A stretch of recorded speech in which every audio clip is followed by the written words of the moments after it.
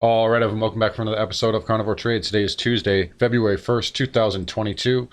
So market's stuck in this tight range all afternoon and then finally got a bid and broke out of that in the last hour of trading. A lot of areas we're kind of just waiting on earnings. We have a lot of them today. We do have Google out now. Google is up about 200 bucks.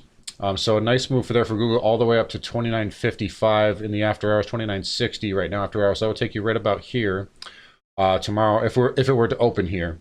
So markets are liking that, getting a nice bid here in the after hours. The spider is up about 55-60 cents in the after hours, which is not a huge move, but Google is helping out here. We also have PayPal, AMD, Starbucks also reporting. We'll check on those later.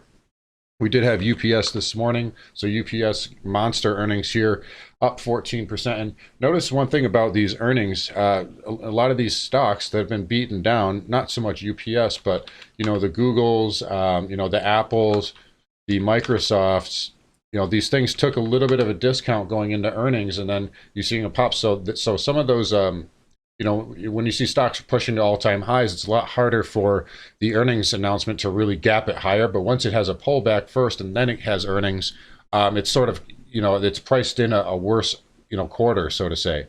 So it's easier for the stock to rally. So we're seeing that happen here, but UPS up 14%. That got all the way up to $230, closing just above that area. That did help out FedEx as a sympathy bid.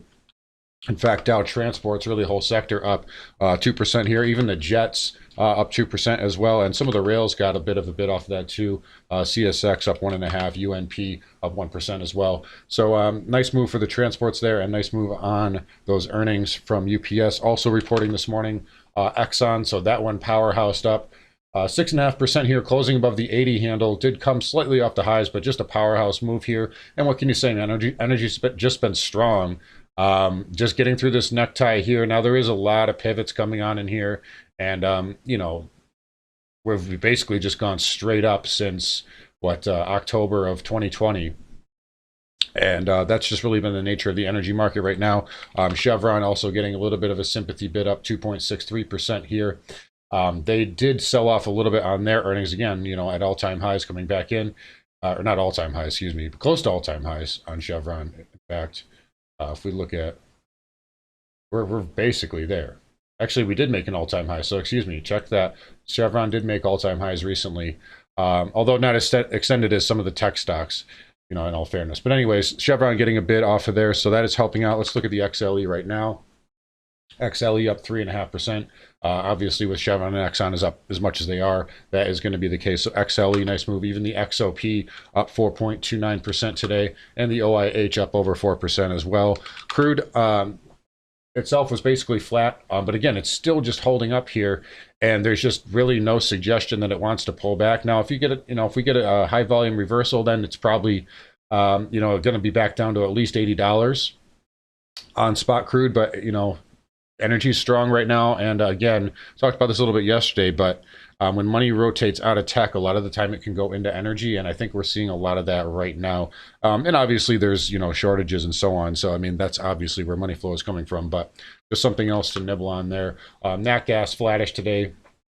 Again, we talked about this has to build a pattern if it wants to move higher, so maybe it's going to start doing that and build a bullish base, but Nat gas holding up as well. Let's look at financials. XLF also getting a nice move here, up almost 1.5%. And the broker dealers powerhouse move today, up 2% here, getting back above all four major moving averages. So it is reestablished trend. You're still going to have to contend with this red bar high, but financials to just continue to outperform. And they've also been a strong sector, and that is with yields higher. I think that financials and energy are pricing in another move up in yields. I really think that. And again, we talked about this pattern here on the weekly 10-year. This is just a really solid pattern. We can get it to come up here. There we go. So nice bullish inside bar, consolidating right on that 200 moving average. That is a beautiful weekly pattern. Same thing here on the 30-year. And, we're seeing, energy and financials hold up because of, the higher yield. And I think that is going to be priced in here soon. But there should be another leg up in yields. And again, that's probably going to put at least another leg lower down on tech stocks, if not at least retesting the lows on some of these tech stocks when yields push up. But it does look like energy is pricing this in a little bit. Also, a little bit softer today. Did not participate in the rally as home builders, flat today, and the VNQ as well. So this one was actually negative, did not participate in the rally. And that is because with yields moving up, it's going to affect real estate and real estate related stocks. They're not going to perform as well in a high rate environment. But so things are, we're seeing everything correlate the way it should. So it's noteworthy. You've got to watch these. You got to watch the home builders, watch the financials. And again, if that yield curve starts to flatten, it's gonna be a major problem for everything. And fins and energy won't even be safe. So just keep that on your radar. Anyways, we talked about yields. Let's move on to the dollar index. So dollar pulling back a little bit more here. Again, nothing really wrong with it. This is just a pullback here.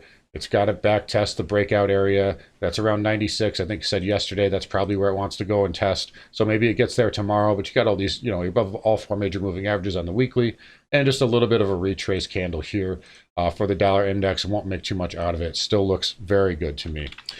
Gold, again, really flattish here today. Nothing really new to report, just stuck in a range and not a big move. Silver, same deal. Did manage to scratch out a game, so it's holding on to this minor trend line for now, but came way off the highs. Just not a very good look there on silver. Platinum also still holding up a lot better. We talked about this yesterday. Nice bullish pattern, and it is continuing right now. Did have a slight outside day today. Got up to that 200 again, but this probably needs to bake in the oven a little bit longer if it's going to make a move through that 200 moving average. But nice pattern nonetheless. And finally, palladium. Starting to consolidate a little bit here. So again, this is probably going to need to do some backing and filling. Maybe it even has to back down to about 2,200 or so, or at least put in a nice bullish pattern if it's going to get through all this here. But palladium holding up really well in the meantime, and copper getting a little bit of a bid here, up 2.5%. Did challenge this red bar high here. Again, this is all kind of just minor consolidation. The only levels I'm concerned with are 425 and 451. If you can close above 451 on a weekly basis, that would be bullish. Below 425 on a weekly basis is very, very, very, very bearish on copper. Let's take a look. Flip over to Bitcoin. All right, so Bitcoin, again, just putting in this kind of bearish flag pattern, but it's kind of, it's grinding up. And again, if you can get above this red bar high, you can negate it and essentially, again, move up to 44,000. Ethereum has actually been a little bit stronger than Bitcoin lately. We talked about this yesterday. Bitcoin up just 0.75% today. Ethereum up almost 4%. And Ether was up, I believe, greater than 3% yesterday as well. And Bitcoin was only up about 1% or so. So Ether has been outperforming the last couple of days here. So we'll have to keep an eye on that. But again, crypto here, the level. So for Ethereum, it's basically 3,000. The high of this red bar is 30.34. So a close above that, that would be bullish short term. That would get you up to 34, maybe 3,600. And then obviously, again, on Bitcoin, just to reiterate, a close above this high, 41,116. Would get you up to probably 44, maybe 45,000 again, where this trend line coincides. All right, so let's flip over here. Let's look at a few things. I'm not sure if AMD is out. Let's take a look. Yeah, so it looks like AMD is out, up at 123 here. So right and up in this range here, basically getting up to that 20 moving average in the after hours. That is resistance. So you got the 20 MA, obviously the 100 right above that. This pivot low, that's where you broke down from. So that would be major resistance, but nice little pop there for AMD after hours. We talked about Google, so that is holding onto its gains, coming off the highs a little bit, but still holding that 29 handle. Let's take a look at PayPal. So this one's been absolutely decimated. Oh, this one's getting hit hard. So PayPal down at 156 right now. So that's challenging this low. Wow, big move there on PayPal. And that was after a really nice rally here. Had a really nice 1, 2, 3 day rally, but look at how beaten down this thing has been.